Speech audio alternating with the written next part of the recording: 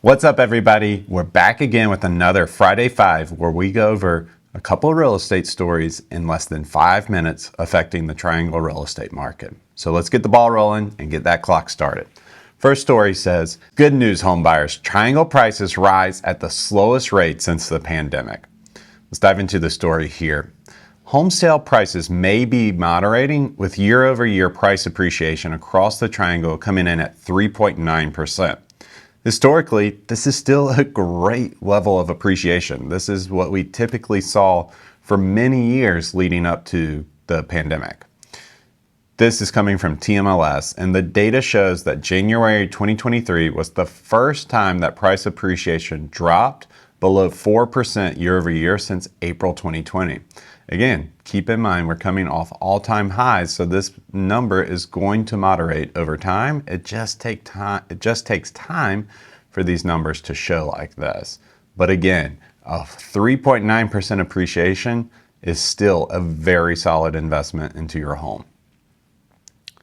The story mentions from another broker, likely sellers over the November and December period were a bit more anxious than buyers to complete a transaction.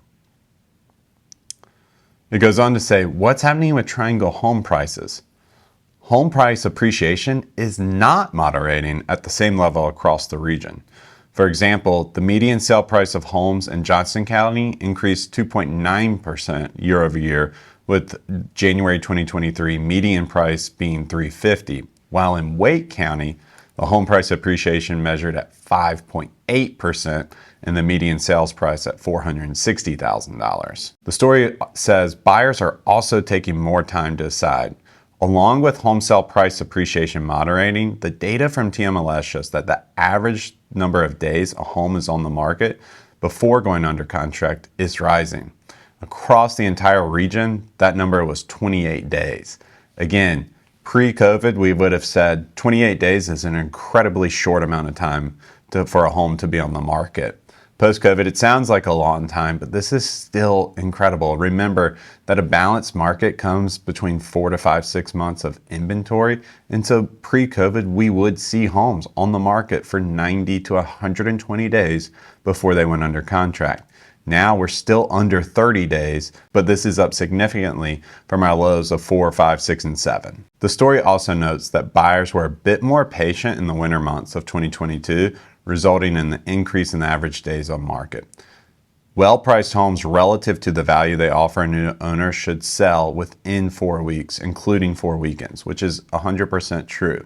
A home that is priced properly, marketed properly, is going to sell quickly as long as the home is in a great location and doesn't have too many adverse features against it, such as a highway in the backyard. That will obviously make it tougher for a home to sell no matter what type of market that you're in. The story goes on to say, will affordability improve in 2023? It talks about how buying a home may still seem to be a financial reach for some, but that renting is not much easier here in the Raleigh area. The story mentions that a Redfin study found in Raleigh that renting a 3-bedroom home might make more financial sense than buying that same home, given the increase in mortgage rates. But 1 in 4 households in Wake County are considered cost burden, according to the latest reports from the North Carolina Housing Coalition. According to their profiles, 26% of Wake County residents are spending more than 30% of their household income on costs associated with shelter, no matter whether they rent or they own.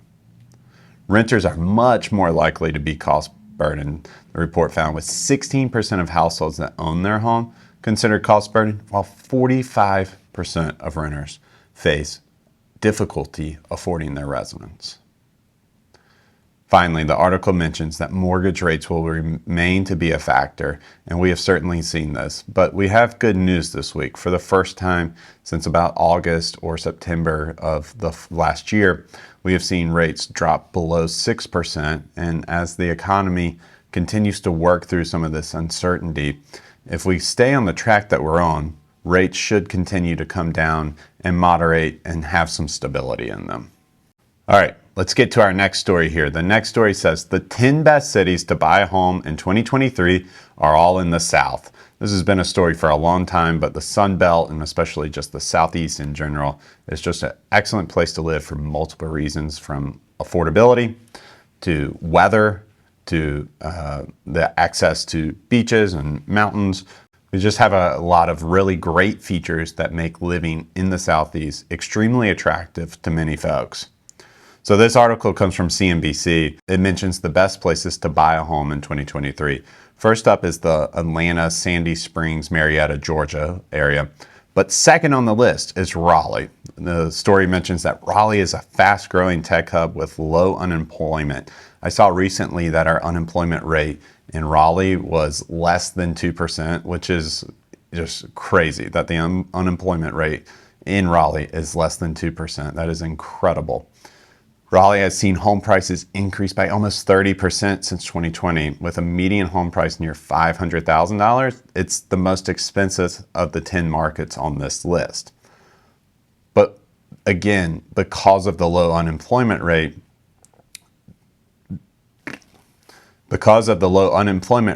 home prices have yet to have a major impact on a lot of folks in our market, especially folks who are moving out of our market from out of our market into the Raleigh area. Oftentimes they're coming from states where they're earning a higher income, or they own a property that's substantially higher in value, and they're selling that property and bringing that money here to Raleigh. And the affordability is just incredible to a lot of these folks if they're coming from a California or a New York or a Chicago. So let's run through the rest of the list, just see who else is on the list and who the competition for Raleigh is. I have Dallas, Fort Worth, Fayetteville, Arkansas, Greenville, South Carolina, Charleston, South Carolina, Huntsville, Jacksonville, San Antonio, Texas, and finally, rounding out the list, Knoxville. So we're curious, I'm going to pose this question to you. Out of the list of 10 here, where would you choose to live? If you had to choose one place out of these 10 on this list, which one would you choose? If this information has been helpful, go ahead and subscribe here. It really helps us out, and it keeps you up to date on the information about the Raleigh real estate market.